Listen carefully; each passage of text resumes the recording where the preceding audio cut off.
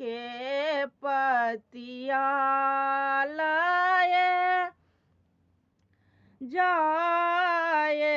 तरे जहाँ बसुनंद लाले लोचन हमर जुड़ाए तरे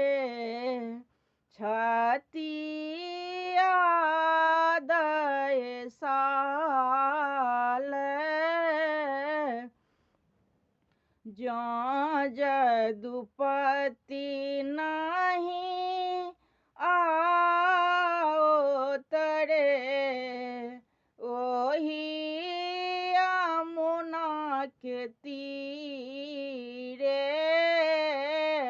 हमहूँ मरब हरि हरि कहे रे छूटी जाए त शरीर